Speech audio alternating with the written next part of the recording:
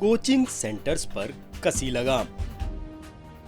सरकार का नया फरमान, 16 साल से कम उम्र वालों का दाखिला नहीं।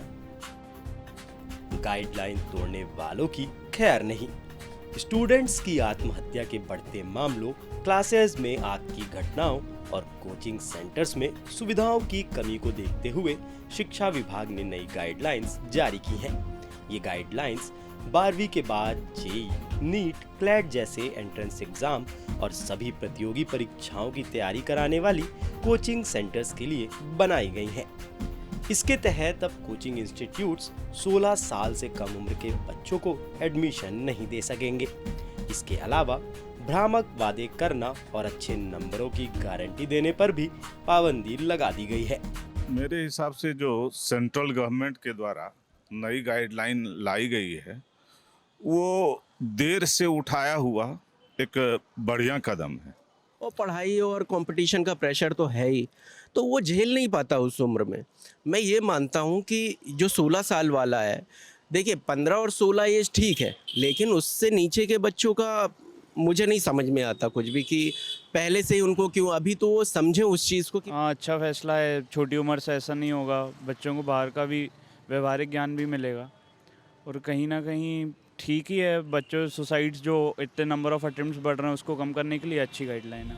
आइए अब आपको उन गाइडलाइंस के बारे में विस्तार से बता दें जिसे केंद्रीय शिक्षा मंत्रालय ने कोचिंग सेंटर्स के लिए जारी की है।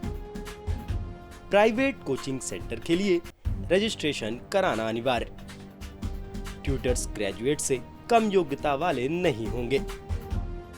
अच्छे नंबर और रैंक की गारंटी नहीं दे सकते। 16 साल से कम उम्र के स्टूडेंट्स का इनरोलमेंट नहीं कर सकते। इनरोलमेंट सेकेंडरी स्कूल एग्जाम के बाद ही किया जाएगा। हर कोर्स की ट्यूशन फीस फिक्स होगी। बीच में फीस नहीं बढ़ाई जाएगी, रसीद देनी होगी। तय समय पहले कोर्स छोड़ने पर 10 दिन में बची फीस वापस करनी होगी। स्टूडेंट्स हॉस्टल में रह रहा हो तो हॉस्टल फीस और मेस फीस भी लौटानी होगी। मोरल क्राइम के दोषी फैकल्टी में नहीं हो। काउंसलिंग सिस्टम के बिना कोचिंग का रजिस्ट्रेशन नहीं होगा।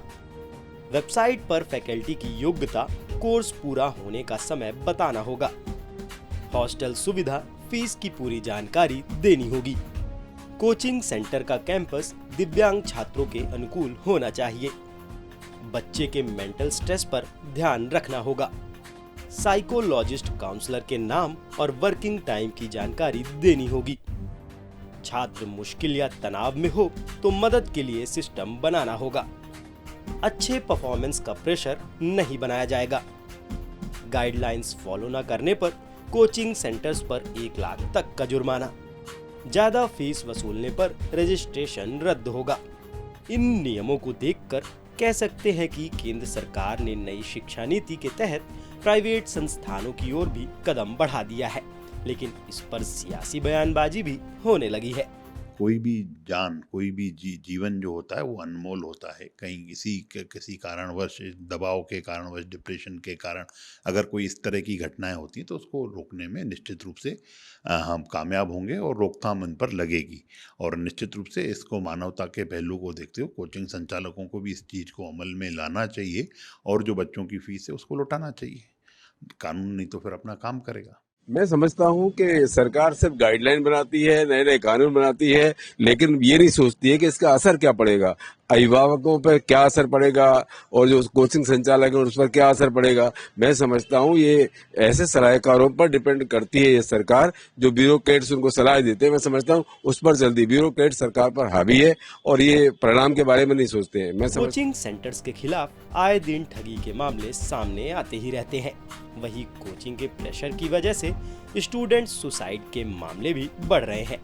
इतना ही नहीं, असुविधा की शिकायतों की भी भरमार है। ऐसे में स्टूडेंट्स और पेरेंट्स के लिए ये नियुक्ति मुफीद लगते हैं, लेकिन क्या कोचिंग संस्थानों के लिए ये फिट बैठता है, ये भी बड़ा सवाल है।